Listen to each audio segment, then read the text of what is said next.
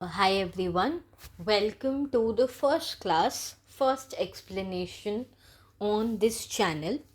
So, today we'll be discussing a very important topic for grade 10 students. Maths का topic, chapter number 9, some applications of trigonometry.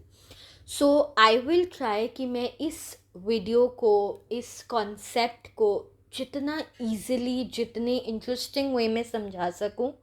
I will try my level best, but I am open to suggestions. If you feel, if you have any questions, if you have any doubts, please do tell me through the comment section. Without any further delay, let's quickly get into it. So, as I told you all, today we'll be studying chapter 9, that is some applications of trigonometry today.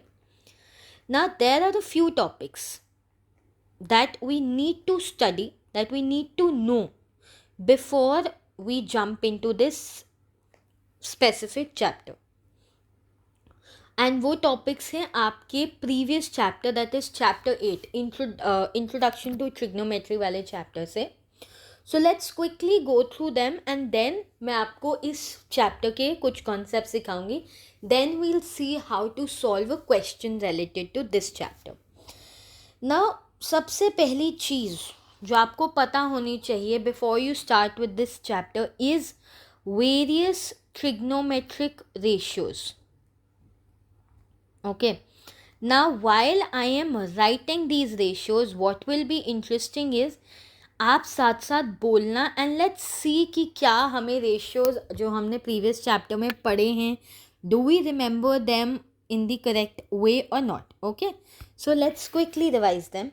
Now the very first ratio is sin theta, which is perpendicular upon hypotenuse. Your next ratio is cos theta, which is base upon hypotenuse. Next is tan theta, which is perpendicular upon base. Now अगर आपको ये 3 ratios याद हैं, आप बाकी 3 भी figure out कर सकते हैं. Don't need to remember them, you just need to remember the relation with these 3 ratios. जैसे कि ये याद रखेंगे कि कोसेक थीटा जो होता है वो साइन थीटा का रेसिप्रोकल होता है. बेसिकली साइन थीटा को उल्टा कर दो, that means hypotenuse upon perpendicular. Likewise next ratio आता है sec theta.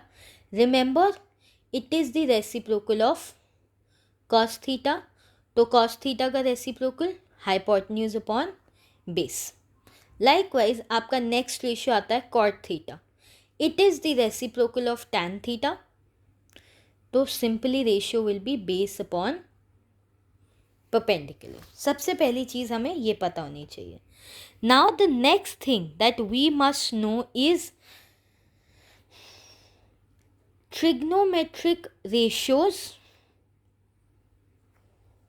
of some specific angles. So let's quickly see them. Trigonometric ratios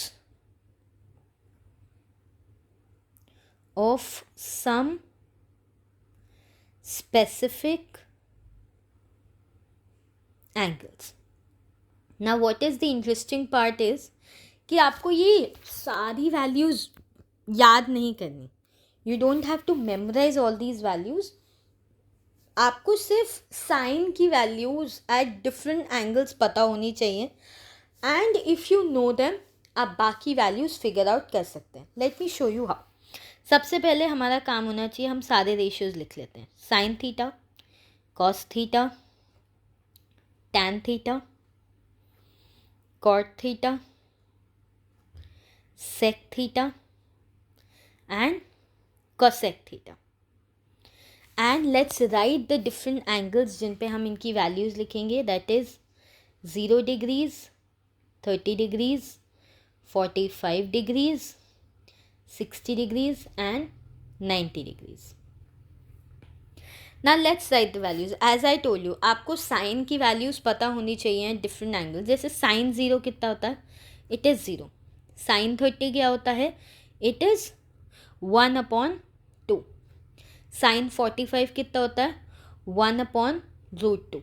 sign 60 कितना होता है? √3/2. साइन 90 कितना होता है? 1. ना एक बार आपको साइन की वैल्यूज़ याद है, हम क्या करेंगे, कॉस की वैल्यूज़ निकालने के लिए साइन की वैल्यूज़ को रिवर्स ऑर्डर में लिख देंगे. That means cos 0 is 1, cos 30 is √3/2, cos 45 is 1/√2, cos 60 is 1/2 and cos 90 is 0. tan की वैल्यूज निकालने के लिए we need to know this relation. I hope आप सबको ये रिलेशन पता है कि tan थीटा जो होता है it is sine theta upon cos theta. तो इस रेशियो की हेल्प से हम tan की वैल्यूज़ निकाल सकते हैं. हमारे पास साइन और कॉस की वैल्यूज़ तो हैं ही. सो tan 0 will be 0/1, that is 0. tan 30 will be 1/2 divided by √3/2, which is 1/√3. tan 45 will be 1. tan 60 will be √3. And tan 90 will be 1/0, that is not defined. Okay. Now cot की values निकालने के लिए कुछ नहीं करना, tan की values को reverse कर देंगे. cot 0 is not defined. cot 30 is √3. cot 45 is 1. cot 60 is 1/√3 and cot 90 is 0. Now sec की वैल्यूज़ फाइंड करने के लिए we will use this relation जो हमने अभी पढ़ा था कि sec क्या होता है? cos का रेसिप्रोकल. तो आप सिर्फ cos की वैल्यूज़ का रेसिप्रोकल लेंगे. तो sec 0 विल बी 1. अब अगर आप 1 का रेसिप्रोकल लेते हैं, 1 का reciprocal will be 1. sec 30 will be √3/2 का reciprocal, that is 2/√3. Likewise sec 45 will be √2. sec 60 will be 2. And lastly आपका जो sec 90 होगा वो क्या होगा? 0 का रेसिप्रोकल. 0 का रेसिप्रोकल होता है 1/0, दैट इज नॉट डिफाइंड. ना cosec की वैल्यूज सिंपली आप sec की वैल्यूज को रिवर्स करेंगे. cosec 0 is not defined. cosec 30 is 2. cosec 45 is √2. cosec 60 is 2/√3 and cosec 90 is 1. Simple. I hope now all of you know कि अगर आपको sine की वैल्यूज़ पता होंगी एट डिफरेंट एंगल्स, आप सिंपली वो याद करके बाकी सारी वैल्यूज़ को फाइंड कर सकते हैं. You don't need to memorise. सारी वैल्यूज़ याद करने की ज़रूरत नहीं है.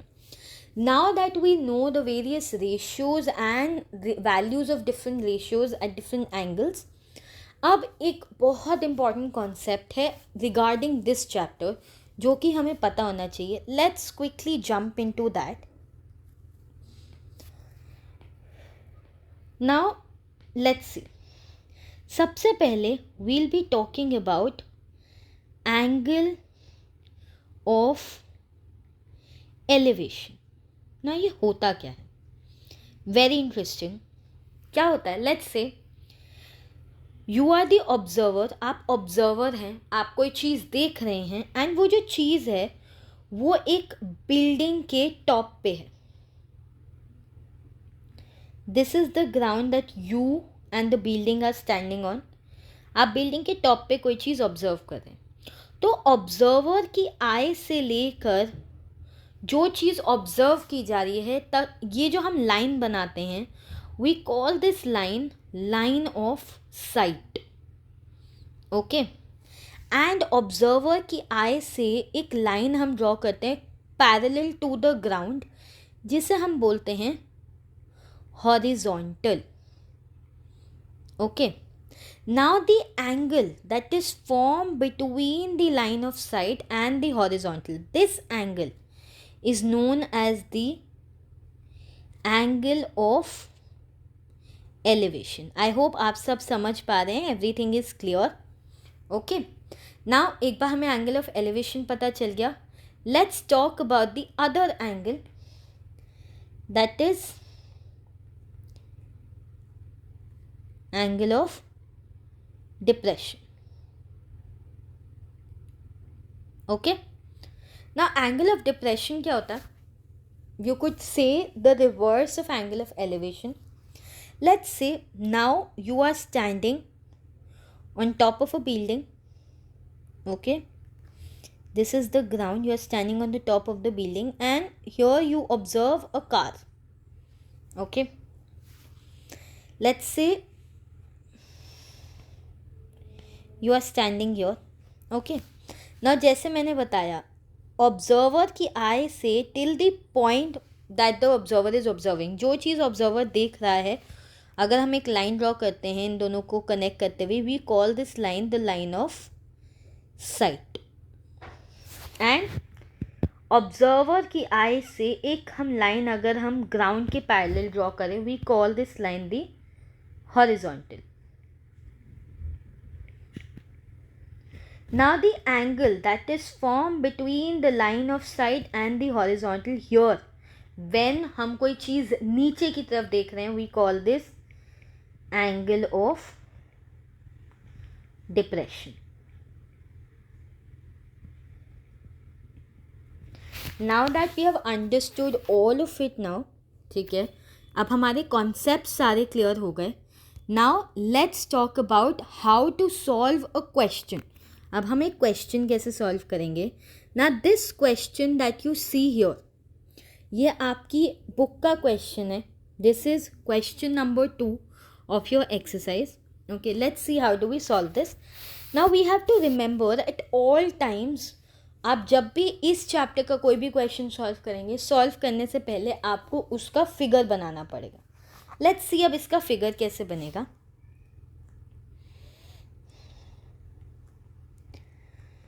ओके, नाउ एक बार हम क्वेश्चन रीड करते हैं. A tree breaks due to storm, एक ट्री स्टॉर्म की वजह से टूटा. And the broken part bends so that the top of the tree touches the ground. Let's say ये आपका ट्री है जो कि बच गया, अभी वो टूटा नहीं है. ओके, एंड ये उस ट्री का ब्रोकन पार्ट है जो कि स्टॉर्म की वजह से गिर गया. This is your ground. Okay, now we are told that this broken part makes an angle of 30 degrees with the ground. The distance between the foot of the tree to the point where the top touches the ground, मतलब हमारा जो ये distance है tree के foot से लेकर उस part तक जहाँ पर ट्री का टॉप टच कर रहा है ग्राउंड को, दिस डिस्टेंस इज 8 मीटर. अब हमें क्या फाइंड करना है, we have to find the height of the tree. Now जब हमें हाइट ऑफ द ट्री बोली, हमें स्टैंडिंग ट्री की नहीं बोली कि जितना पार्ट बचा उतने की हाइट बताओ. द एंटायर ट्री, हमें उसकी हाइट बतानी है. अब हम वो कैसे करेंगे. सबसे पहले you always label it, mark it ABC. Okay, and आप अलग अलग पार्ट्स को वेरिएबल दे दीजिए. Let's say we mark this as H, we mark this part जो ब्रोकन पार्ट है हम उसे X लेते हैं. ओके, ना सबसे पहले हमें दोनों की वैल्यूज़ निकालनी है. देन हम क्या करेंगे, टोटल हाइट निकालने के लिए we will add H and X.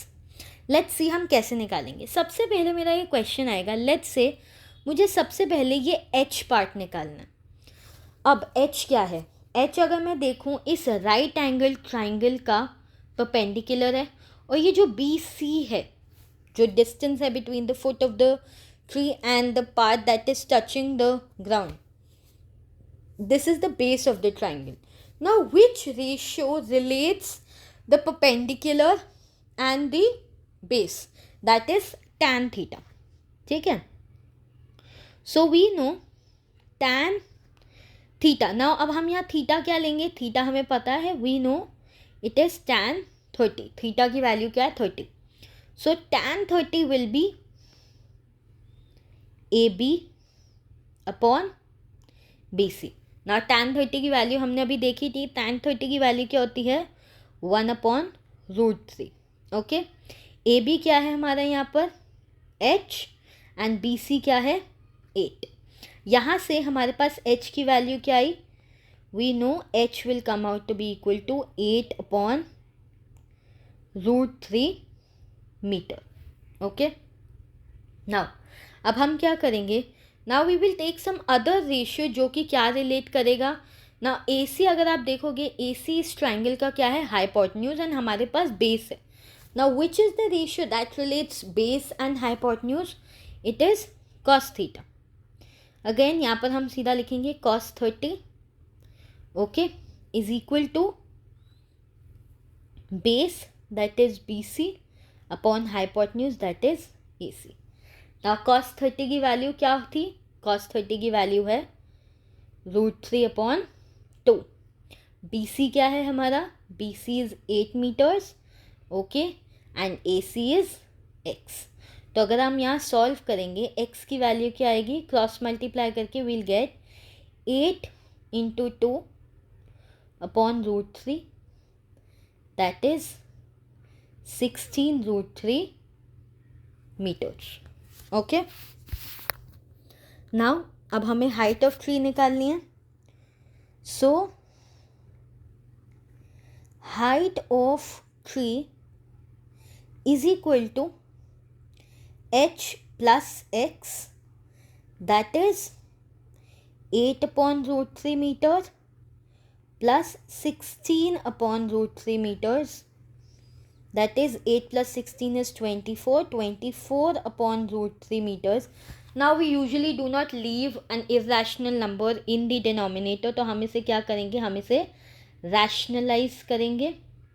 And rationalize करने के लिए if we have an irrational number we multiply and divide the entire fraction by the same rational number. तो हमारे पास आएगा 24√3/3 and if you divide these you get 8√3 meters. So this is the height of the tree. So that is how you solve a question related to some applications of trigonometry. Now I hope all of you have understood this. If you have any doubts, if you want me to solve any specific question related to this chapter, I would really like you all to put it through the comment section and I'll be happy to explain the topic or the question. So I hope you all understood it, you liked it. Thank you for watching. Bye everyone.